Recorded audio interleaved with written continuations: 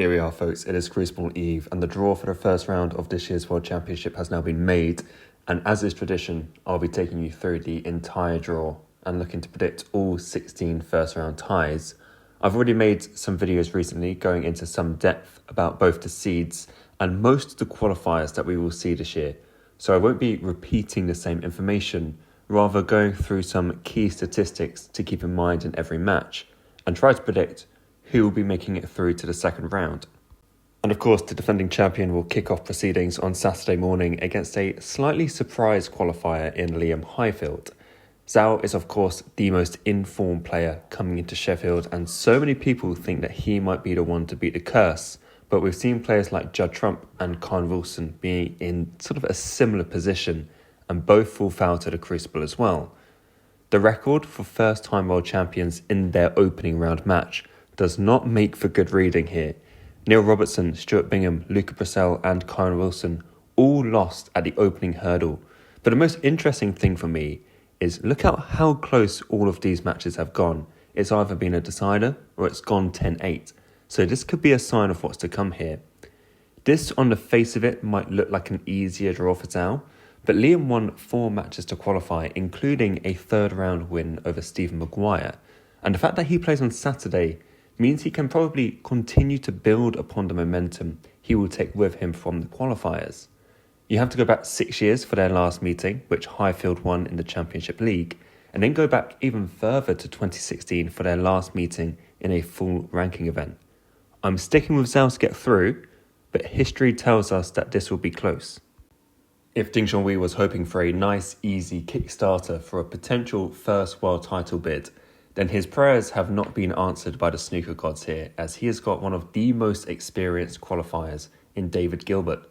To make matters even worse for Ding, he trails 5-2 on the head-to-head between the pair, and you have to go back a decade for the last time that he beat Gilbert, although this will be the first time that they've played each other in a multi-session match. Ding has lost 4 times in the past 5 years in the first round, and as much as I do want to see him go on a run here, I think Gilbert might just have too much. With a record 11 players from China in the main draw this year, it was almost inevitable that we would have all Chinese clashes in the first round, and this is the first of 2 such matches, and this may be one of the underrated picks of the entire draw. Both men have had very fine seasons, and it's a match that feels very close to cool, highlighted by their head-to-heads, which Yuelong just shades 4-3, and he did win their most recent meeting at this season's Scottish Open. Guodong has reached the second round twice, and Yuelong has done so once, but neither man has ever reached a Crucible quarter-final. Like I say, this feels a little bit like a coin flip, but Yuelong only dropped 7 frames in qualifying, and he is also due to play on Saturday as well, and I think he might bring his form to the main event from the qualifiers, and I have him down to win in a deciding frame. Shaun Murphy is someone I fancy to have a very good tournament this year, and does face a man here that he has a winning head-to-head against, which includes a win against him at this season's English Open. Fan enjoyed a pretty smooth passage through the qualifiers, dropping just 11 frames in his 3 matches to make it to the Crucible for a third time. He's lost to Mark Allen on both his previous appearances, and things do not get much easier here for him. And whilst he is certainly capable of getting a result, I do have Murphy to come through a 10-5 winner. Ali Carter famously drew Ronnie O'Sullivan last year, and 12 months later is back facing another class of 92 member. Ali did have some sticky points in both of his qualifying matches before pulling away at the end to beat both Julian Leclerc and Anthony McGill. As you would expect with 2 experienced players such as these, they are no strangers to each other and have played 38 times over the past quarter of a decade. Interestingly though, this will be their first meeting at the Crucible. This is not an ideal draw for either player, but I'm sticking with Higgins to come through. We've reached our first Crucible debutant here this year in Wakelin after he surprised Jack Lazowski on Judgment Day, and his reward for doing so is an opening round tie against the greatest of all time. He does actually have a winning head-to-head against the Rocket as well, although they have only played 3 times, and as soon as they played in a match longer than a best of 7, he came up a long way short. Renewed life has been sparked into O'Sullivan's bid for an 8th world title after his performance in China a few weeks ago, and I am rather banking on him bringing that positive frame of mind to the Crucible this year, and I have him down to put in a fairly commanding opening round display here. Liam Pullen was one of the stories of this year's qualifiers, battling through a decider against Alfie Burden in his first match, before then winning 3 further matches to qualify, which included beating both of Thailand's top 2 seeds. He showcased a ton of bottle and also made 6 centuries over the course of his qualifying campaign and is fully deserving of his Crucible debut here. He faces Scottish Open champion Wakelin, who will be looking to build upon his run to the quarterfinals here 12 months ago. Wakelin leads the limited head-to-head 2-1, but Liam won their most recent match at this season's Welsh Open. This could be a bit of a breakthrough moment for Liam, and at just 20 years of age, he is one to look out for in the future, but I do have him finishing on the wrong side of the scoreline here. Junxu is becoming a regular feature at the World Championship, as this represents the 4th year in a row that he has qualified for the Crucible.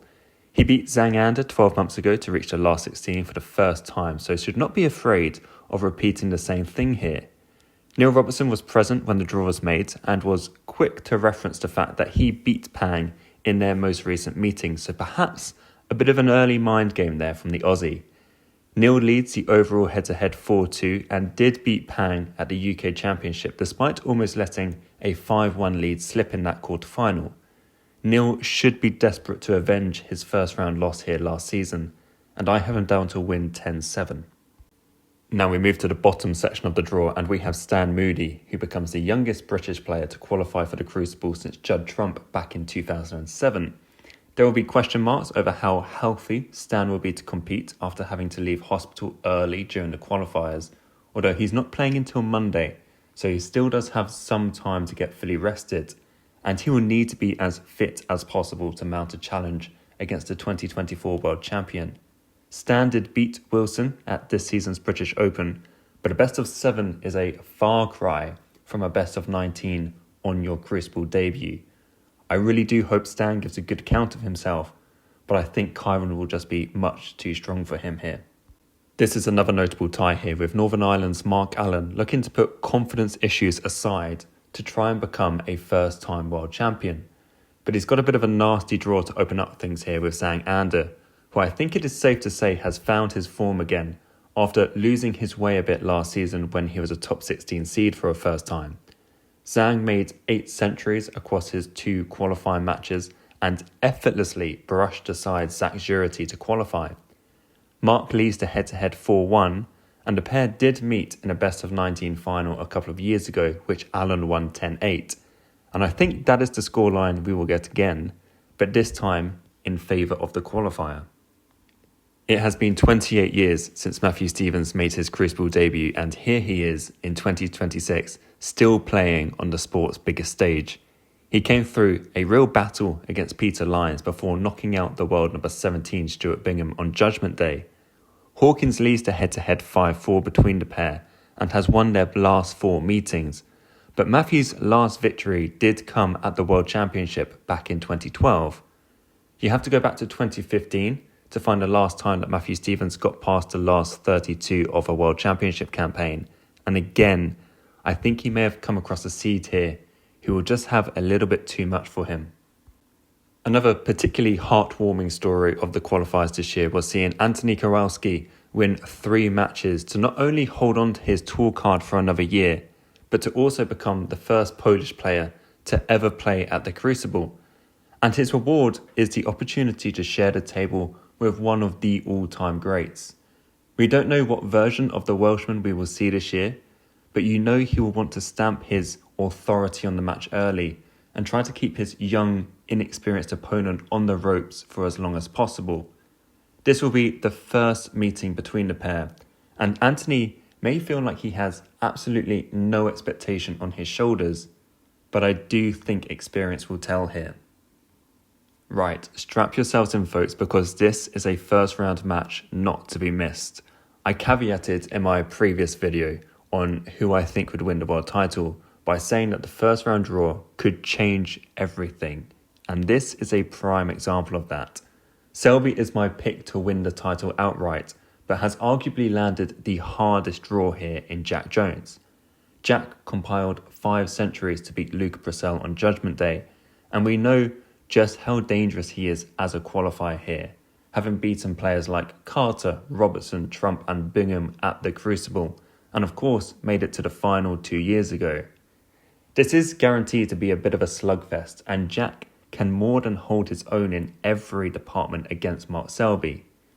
Selby leads the head-to-head 6-1, but pretty much all of those matches came in the Championship League, and we know Jack Jones is a different animal over the longer distance.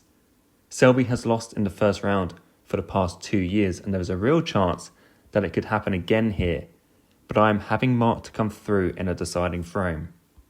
We reach the second all-Chinese affair here, and this is another match with the potential to go very close.